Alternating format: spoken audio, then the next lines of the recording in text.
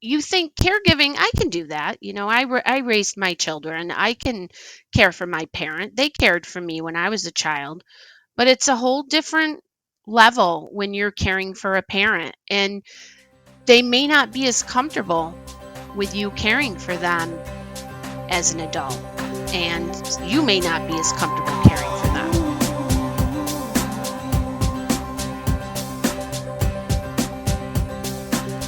Welcome to Zestful Aging, the podcast where we celebrate aging with vibrance and we defy the stereotypes of what it means to age.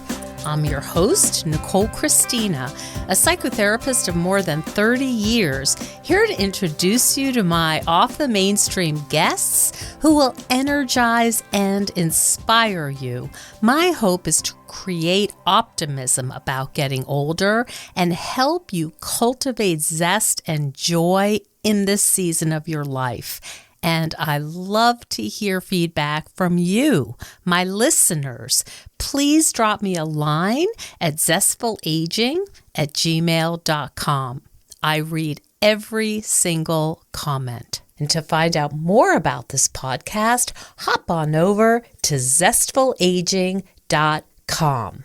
Well, you may have noticed that the caregiving crisis in America is finally receiving its due.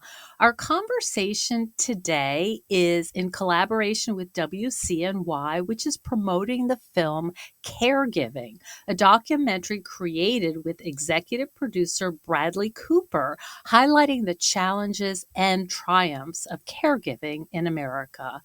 The film will premiere Tuesday, June 24th, 2025 at 9 p.m. ET on PBS. Check your local listings and on the PBS YouTube channel. Caregiving will be available to stream on pbs.org and the PBS app beginning Tuesday. It is narrated by award-winning actress Uzo Aduba. You may remember her from Orange is the New Black, and she's bringing her own experience as a caregiver for her own mother to the project. So today we're going to have a conversation with caregiving expert Sheila Ostrom, and I am really excited to speak with her because her name just pops up all the time when I am hearing about great guests to talk about caregiving. Welcome to the show, Sheila. Thank you. I'm very excited to be here today. So I understand you had been a boss in petroleum, pharmaceuticals, and telecom, and then you talk about upgrading your portfolio from high stakes to high heart. What led you to make a pretty radical career change? My mother.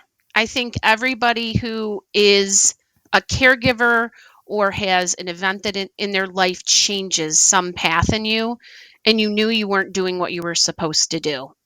So my mother died at the age of 51. She had vascular dementia and some Mm. other complications. And at that time, I, was working, but I didn't really have it all together then because I was a young adult. Um, when I turned 40, I decided I wanted to do something different, something better. I knew that we could find better caregivers or do it a different way. So that's what Mhm. I started when I was 40. And You hadn't been exposed to the caregiving crisis, so to speak, until your mom got ill, or were you familiar with it? no, because I was in my early 20s with my mom because she died so Ah, young. But then okay. I was helping an uncle and an aunt, and several of my friends were going through some similar things. And I decided I was going to leave pharmaceutical sales because that's where I was at the time and start my own home care company. And that's where I Wow. jumped in. Wow. So, what a change. And it sounds like you became an expert pretty quickly. Yes, definitely. What Yeah. So surprised you, Sheila, about caregiving? Is there anything initially that was surprising? I think for a lot of people, you think caregiving, I can do that. I raised my children. I can care for my parent. They cared for me when I was a child. but it's a whole different level when you're caring for a parent, and they may not be as comfortable with you caring for them as an adult, and you may not be as comfortable caring for them. So I think the biggest thing that surprised me is that how difficult it can be to do certain things when you are a caregiver for an adult parent. Can you say more about that? The discomfort, and are you talking about sort of an awkwardness, or what does that mean? Yes, definitely an awkwardness. So, for example, I ran a home care company for 15 years. So I worked with all kinds of clients, and the family members would be like, I'm trying to care for my parent, but I really can't shower them. I just don't feel Mm, comfortable doing that, especially sons with their mothers or daughters with mhm. their fathers. They said, I can't do it. I mentally can't put myself in that position to do that kind of a task. So I think some things are just easier than others, you know, and when you're caring for a parent, there's also the parent can be resentful because they don't want your help. They just don't. They want to do Mm, it themselves. And there may come mhm. a time where they really can't or they shouldn't be doing it anymore because they're not safe or physically unable. And it changes that relationship. And sometimes people can't handle having that kind of relationship with their parent that turns into something that's not loving. It's turned into something more negative. I see. So I'm just imagining a situation where someone who had been independent now is dependent and is having their own feelings of loss and grief. And then here comes the adult child saying, I have to help you do this, I have to help you do that. And it puts them at odds. Absolutely. Some of the Mm. biggest changes that happen in caregiving is when you decide that that parent can't drive anymore. And there'll be a lot of Mm. people that have to take those keys away. And that is a very difficult time in the family. And it can really cause a lot of anger between the two of you. I'm your daughter. I know that you can't do this anymore. And the parent's going, I'm your mother, and I'm going to do whatever I want. Mm. Oh, wow. So who's the boss? Exactly. I see. Hi, Zesties. Well, we all know that exercise is really important, especially as we age. Some say it's the most important thing you can do to stay healthy.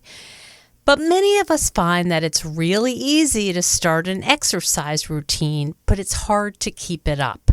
That's why we see so many exercise bikes and machines being used as clothes hangers come March.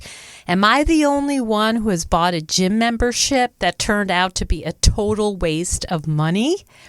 At this point in life, I want to do things that are good for me, but also fun. You'll never find me at a class called boot camp because life is hard enough. And that is why I love my rebounder. What is a rebounder? Well, it's a mini trampoline that has so many health benefits, it's kind of crazy.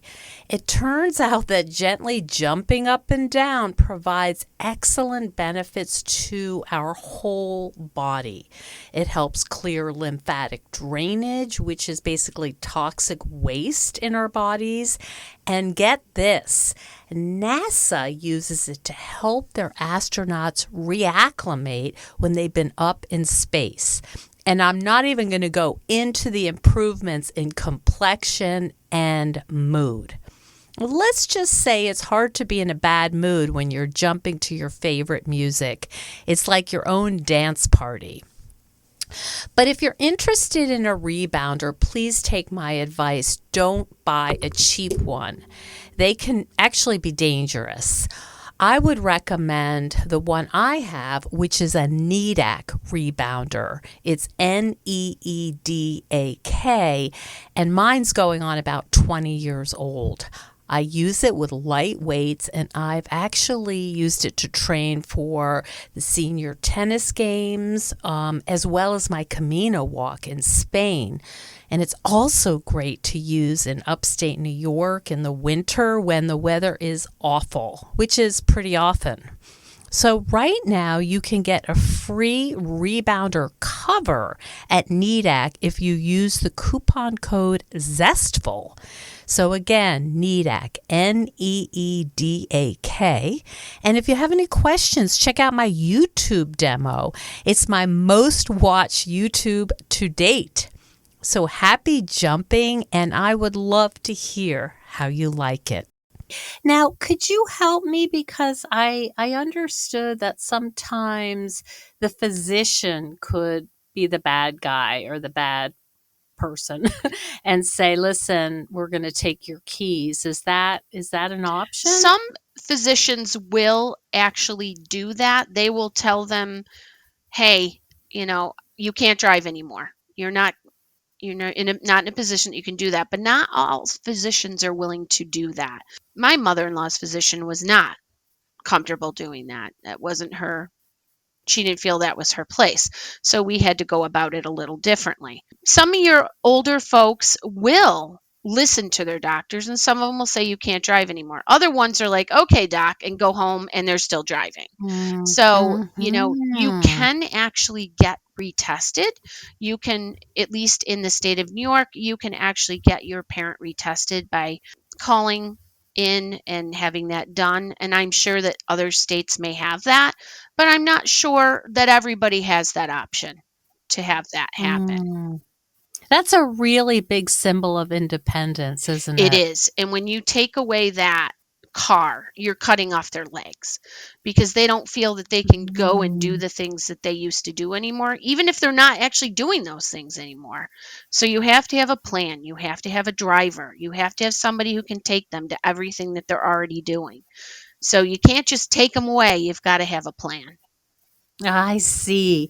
I see. So, what I'm listening to, and I'm hearing that caregiving in and of itself has its challenges. I'm sure it's tedious and exhausting and all this, but there's also this other layer, which is what it does to the relationship.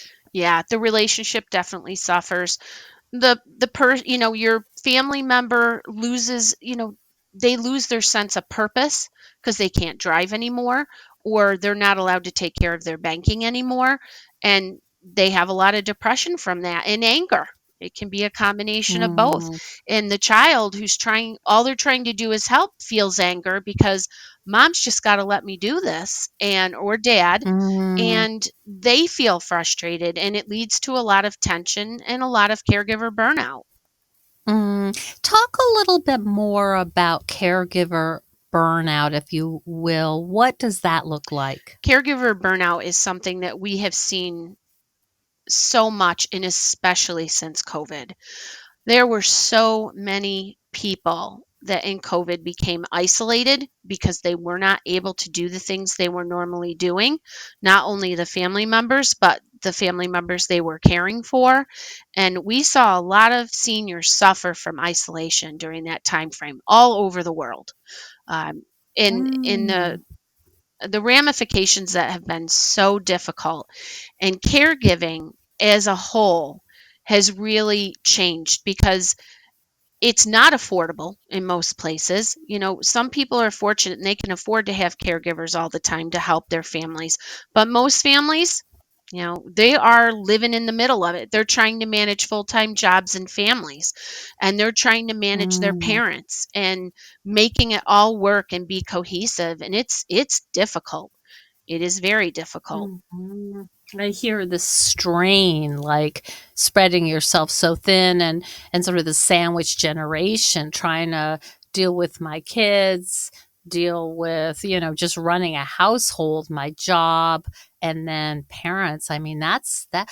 What are the kind of ways that people will know that they are getting burned out? What are the symptoms that they should look There are for? many symptoms. And, I'm going to share with you a short story. We had a woman who we were helping with her husband, and he had dementia. And she had been taking care of him for about 5 years when we were asked to be involved. We had help with her every day, Monday through Friday, and then her family helped on the weekends. But this wife stopped going to her own doctor's appointments. She just stopped going. And what happened is she ended up passing away before her husband because her health deteriorated so badly and she wasn't paying attention to her body Mm, that she ended up having a stroke and mhm. passing away before he did. And Oh, this is not uncommon. So some of the signs are exhaustion, just exhaustion, and not wanting to do anything and just feeling so angry. I am doing this for my parent and they mm, do not appreciate what I'm doing. So I'm just not going to do it anymore. You kind of have these ups and mhm, downs and you start to not take care of your own self. You don't sleep well. All of those things that mm, can be a part of that. And if the parent is living with you and they don't sleep, you're not sleeping. So all of those things mhm. compound this caregiver burnout and it's exhausting. And it's not just physically exhausting, it's mentally exhausting. Right. And it makes me think that this would increase the frustration and even taking it out on the parent. Absolutely. I can tell you stories of families, and especially families that are helping caregive for someone with cognitive impairment. You may just one day Mhm. say, Mom, this is the way it is. Or, Mom, stop asking me Mhm. that question for the 15th time in an hour. Mm. We're doing Sure. this, we're doing that. And you can get very angry. And then they can get angry back with you. And there can be some pushing and Mm. shoving from your parent because they're not going to the Mm. doctors today, even though you need to get them Oh, there. boy. So, all of those things compound this whole relationship and cause just some Mm. terrible damage between both and it's very hard and when you get to the point where you just can't take it anymore, it's too late. You've got to do things ahead of time. You've got to have a team to help you. Mhm. So, what do you suggest, Sheila, when people are becoming aware that, wow, this is feeling unsustainable? I'm not sleeping. I'm getting so irritable that I'm raising my voice. I've never been a person to Mhm. raise my voice. What are the kind of steps people can take? There are many things that you can do. There are support groups all around. Anywhere that you live, there will be Mm, support groups. So reach out. In the United States, you can reach out to the Office of the Aging in the county that you live in, and they can usually direct you to okay. different places. If you are able to get online, you can search anything nearby me. Support for caregiving near me. There's online things, there's in Mhm. person things.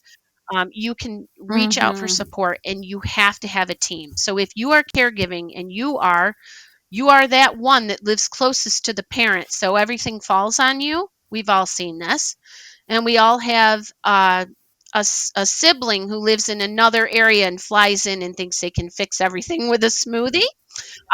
Those family members exist as well. It's very important that you come up with some clear guidelines for the family members that can help you. Having a phone tree Mm, so that there is someone in the family who lives mhm. far away. Their job is to call every day at this time or every night at this time and just talk to mom or dad Ah. and distract them so you have a moment to yourself. They are also the people that need to figure out how to give you a week off, whether they come and take care of the parents for a week or they pay for a caregiver to come in and take care of the caregiver for a week. You have to have some guidelines. If you have siblings that live in the same area, Mm, I need you to manage the ordering of incontinence products. You just set it up and send them every month. Or the groceries. I can't get out to mm, grocery shop. It's too much with all the doctor's appointments.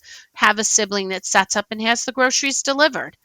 And if you're together in a similar area, mm, come and give me 3 hours off so I can go out. Come home and make dinner with mom and dad, and I'll get out for a couple of hours, especially if you are living with them.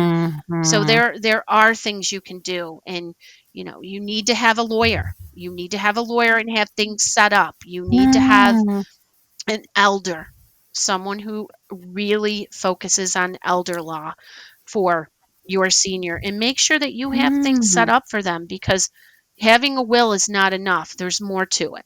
Yes, we've had episodes on, the Yes. 5 wishes and the living will and these kinds of things, because the last thing you want is to scurry around, to figure that out at the very last moment. So it sounds like you're talking about being very planning and intentional and not just sort of trying to get through the day, but having some conversations about how are we gonna do this together?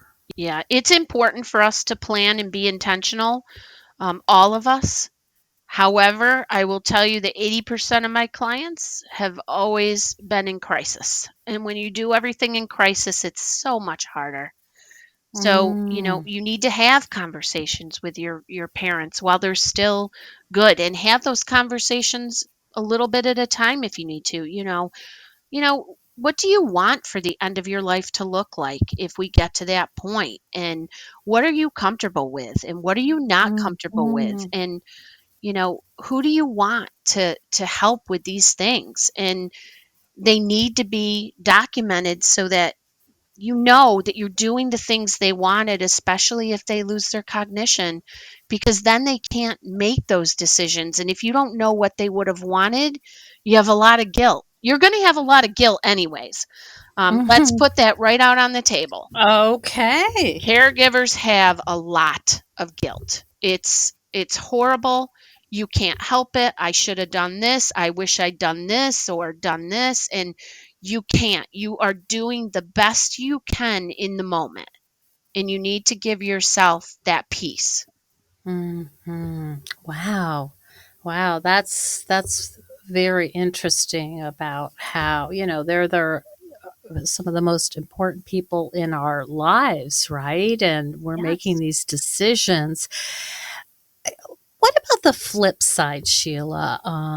In terms of a different scenario where it's not as contentious, are there situations where it feels like it's a bonding or a special time between a child and a parent? Have you seen that part as well? Oh, absolutely. One of the best things you can do with your older parent is to have conversations about their past, and they're going to bring up things that you may have never heard before. And I'll give you an example. I was with my mother-in-law today, and we were driving in the car, and my regular car was in the shop, and the loaner they gave me was a convertible. And my mother-in-law, when I got in the car with her, she goes, "Gordy used to have a convertible." And I'm like, "I didn't know that." So her husband, his very first car was a convertible, and she told me all about that. Where Oh, they lived, wow. the color of the car, how she hated the wind blowing through her hair unless she had her scarf. And, talk about their past and their childhood and things that maybe they never talked to you about before. You know, Mhm. having those moments of music, finding music that they would have listened to when they were in their teens, is very moving. My mother in law constantly amazes me with some of the songs she knows from the past, and she can sing Mhm. them without the lyrics. They come right out. That's And amazing it that is. that's somewhere in her brain, the lyrics, right? They're there. They're there. They're there. Hey, hey, Zesties. Well, I'm pretty sure I'm not the only one feeling tense and anxious these days. Every day it seems like there's more scary news. Well, I've been a psychotherapist for over 34 years and I've learned a lot of techniques to help manage anxiety, and I've been using them. But recently I found something new that I wanted to tell you about. I actually just stumbled upon it at an event for veterans. It's a little breathing device called Calm Ego. And when you're breathing in a way that promotes relaxation, which is basically long exhales, it lights up. And you can add a calming scent if you like. So, Calm Ego is a natural, portable, drug free solution that can be used in moments of upset, anxiety, and stress. And it's effective and pretty unique. And you can use it for both immediate relief and also long-term effectiveness. So I love that you don't have to think about the breathing, you don't have to count, you don't have to imagine a square. You really don't have to do anything. It does all the work for you. I find it to be especially helpful before bedtime, and I'm pretty excited about it. So I'm partnering with Comigo to offer you a 25% discount if you use the coupon code ZESTFUL at when you're cashing out on the site, which is Calmigo, CALMIGO.com, and please let me know about your experience. I will be interested to hear. Thanks. The other piece that I've heard from other guests and I've read is that if they have some beliefs that aren't accurate, if they, have dementia or cognitive decline, not to be trying to correct them or argue that never happened or that's not the way it is. What's your experience with that? Oh, I have lots of experience with this. So yes, you never want to correct somebody with cognitive impairment. And Mm. honestly, families have a much harder time doing this than caregivers who are not part of the family, because the caregivers don't know the real story. Okay. And they just go with it because they don't know it's any different. But with your family members, they'll say they're telling about a story. Dad was living in Arkansas and he was doing this, and he really never lived in Arkansas, but he was just in a conversation with a gentleman who went on a trip to Arkansas, and he Mhm. saw this gentleman talk about it. And it's happened. We've done it in senior centers where someone will come in and talk about a trip they took. And this guy was going to Arkansas. He talked about all the things he did and showed pictures. And the other gentleman, he got up, told his daughter, he goes, I went to Arkansas. And you know what? Mm. She knows he never went to Arkansas, but he had a Mhm. great time retelling her all about the things that he thought he Mm. just heard in this presentation. And it's okay. Don't change the stories. If they mix up the names or the dates and the places, you have to let it go. And it's hard if you are a family member because Mm. you know the real story, but it doesn't matter. Just go with them on Mhm. that story. They say, well, I did this the other day, and they didn't do this because they were home. And, I went to OTB and went betting on horses. And that was something that, my uncle did a long time ago. And he didn't do that anymore. OTB wasn't even open. That's a betting facility. Yeah, I You go remember out back in the day. and you would say, "Oh, well, how'd you do? Did you bet a lot of money? And, did your horses win?" And, and they will go through this whole cycle of this story that they pull Mm. from the past. And it's okay. Let it go. And they're having fun, so go with it. And you Mhm. need to do that. And you may show up one day, and this has happened to me at clients, and they'll say, there's something out in the backyard on fire. And you go, Mm. okay, well, I'm going to go check that out. And you go outside, and there's nothing on fire, but there's a plastic bag in the backyard that's kind of flickering around, and from the inside it looks like a fire. And you tell the Okay. person, I'm going to go put that fire out, and you go out and you Mm. you know fake that you put the fire out and come back in, and the fire is okay. And that person is good. You've got to That's go the with the flow. compassionate, right? That's the compassionate response. Oh, it absolutely is. It absolutely Mm. is.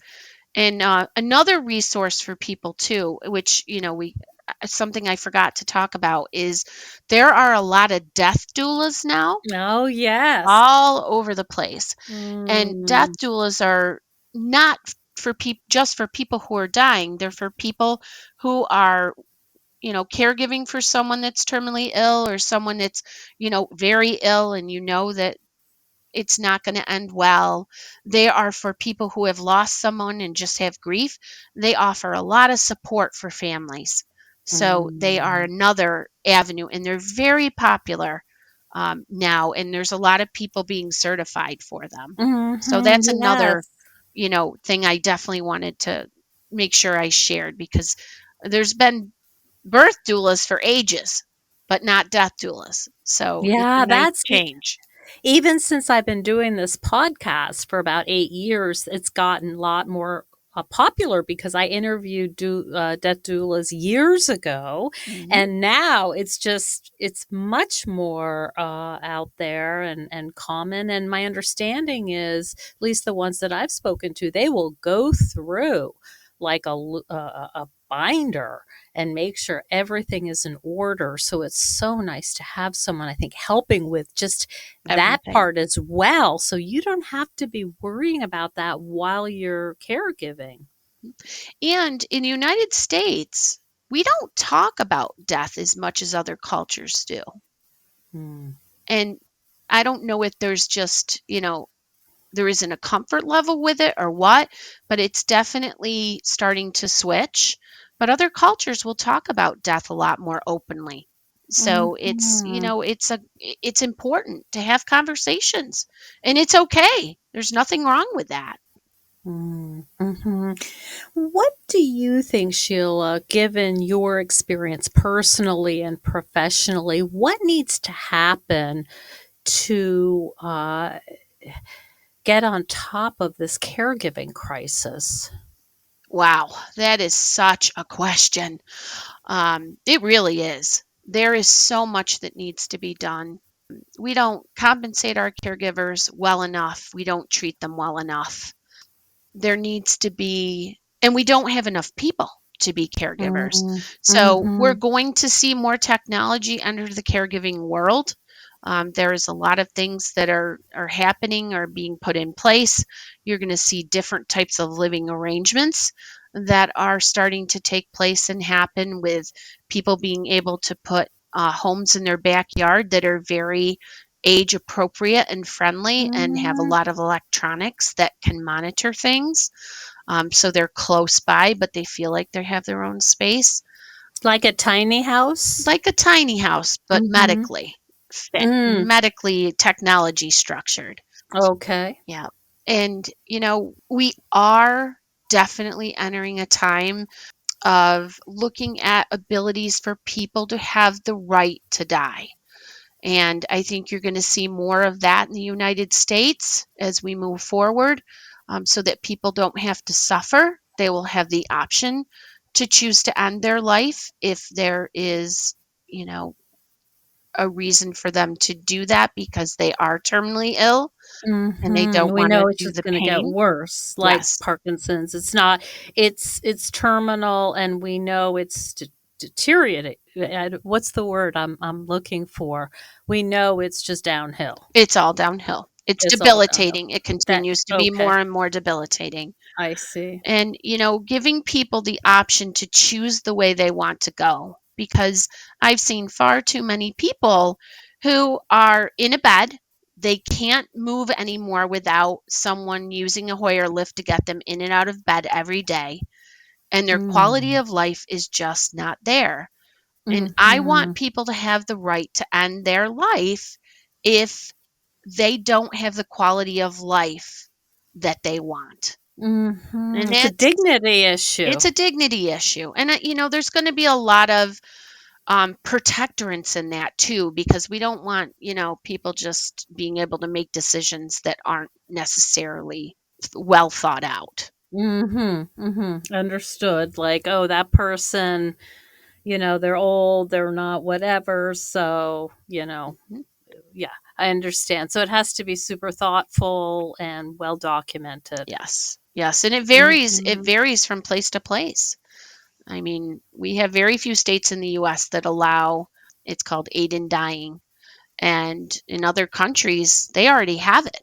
They have the ability to do that. Mhm. So it's going to be interesting to see what transpires in the next few years in our healthcare system, and how we're going to maintain the care of all these aging adults without the Mhm. population to care for them.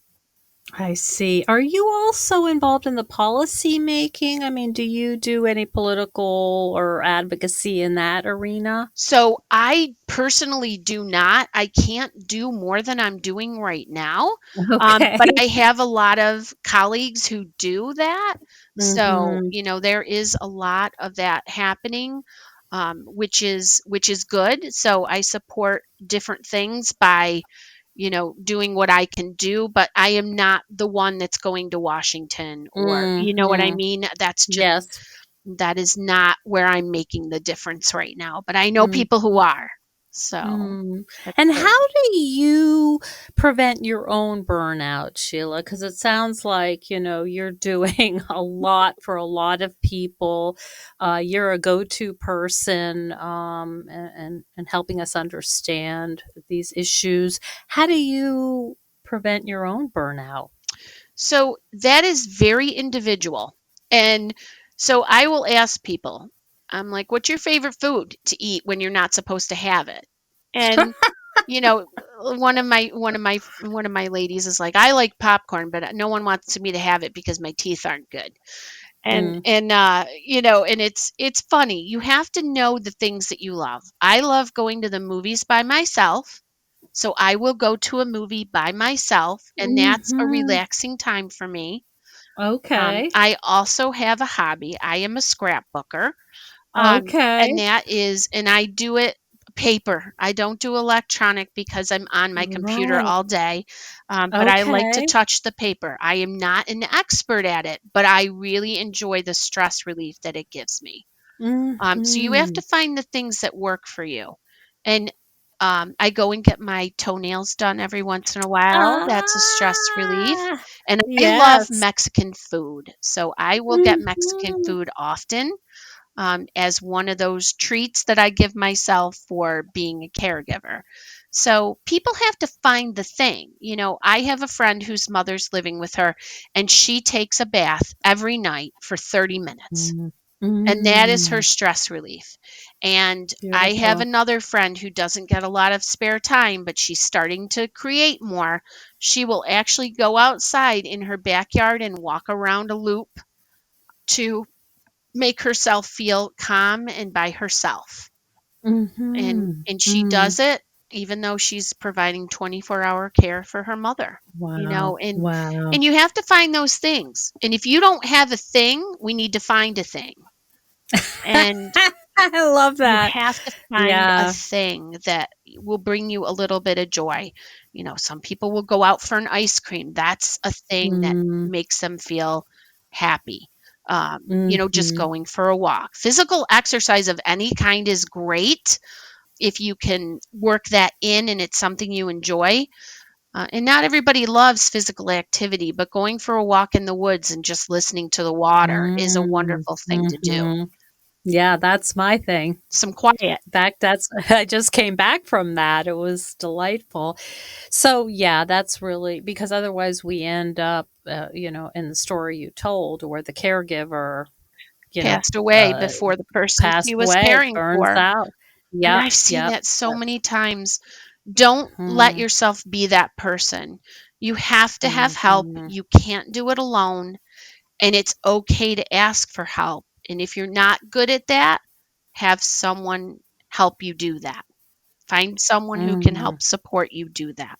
That's a really, really important message.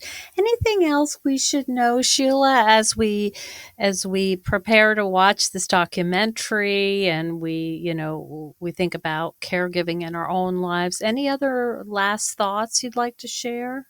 I think the biggest thought is, as a caregiver, you have to be good to yourself. And everybody's journey is different. Mhm. And you can't let negative thoughts get into your brain, and don't second guess yourself, because Hmm. you are doing the best that you can in the moment that you're at, and you're doing it. You are doing it. So give Mhm. yourself kudos for taking Mhm. on that task, and just be kind to yourself. Do the best you can do in that moment. Oh boy, isn't that a beautiful message?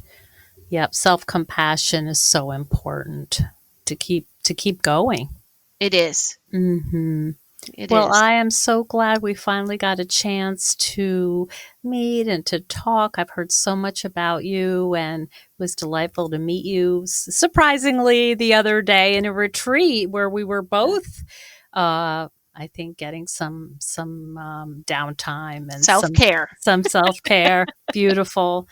Thank you so much. It was lovely to hear your stories and your expertise, and I look forward and I hope I get to see you at the screening of the caregiving film. Yes, me too. And if anyone wants to see a little bit more about what I do, they can look at my website at Yes. livingwithdementiacny.org. Mhm. Thank you for Yes. noting that, and I will put that out. Wonderful. Thank you so much. Thanks for having me, and best of luck with everything out there, all you caregivers. Thank you so much for joining us on Zestful Aging. If you like the podcast, please share it with some of your friends. Our theme song is All I Did Was Wait for You by Kjartan Abel. Visit Kjartan-Abel, that's KJARTAN-Abel, ABEL.com to hear more of Kjartan's work. And our technical director is Stephen Litweiler. And stay tuned next week for another interview with a fascinating and inspiring guest. See you then.